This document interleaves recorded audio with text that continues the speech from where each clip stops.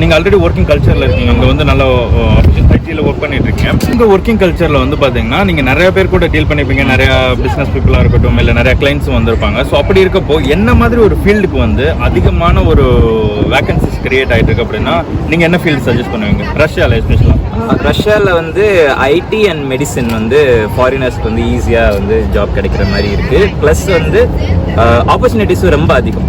ஏன்னா வந்து இப்போ மெடிசினுக்கும் இங்கே வந்து படிக்க வர்றாங்க, ஜென்ரல் மெடிசின் வந்து படிக்கிறாங்க அப்படின்னா படித்து முடிச்சதுக்கப்புறம் ஒரு எக்ஸாம் இருக்குது, லைசன்ஸ் எக்ஸாம் மெடிசனுக்கு. ஸோ அதை கிளியர் பண்ணால் வந்து அவங்க எந்த ஹாஸ்பிட்டலில் வேணாலும் ஒர்க் பண்ணலாம், கவர்மெண்ட் ஹாஸ்பிட்டலாக இருந்தாலும் சரி, ப்ரைவேட் ஹாஸ்பிட்டலாக இருந்தாலும் சரி. பட் ஐடி அப்படின்னு கம்பேர் பண்ணுறப்ப உங்களுக்கு மெடிசின் வர்றப்ப உங்களுக்கு லாங்குவேஜ் ஃப்ளூயன்சி வந்து அதிகமாக இருக்கும். ஏன்னா வந்து என்ன சொல்கிறாங்க என்ன எதுன்னு புரியணும்ல. ஐடியில் எனக்கு வந்துட்டு உங்களுக்கு மேக்ஸிமம் டெர்மினாலஜிஸ் வந்து உங்களுக்கு இங்கிலீஷில். ஸோ ஒரு மீடியம் ஒரு இன்டர்மீடியட் லெவலில் பேச தெரிஞ்சால் கூட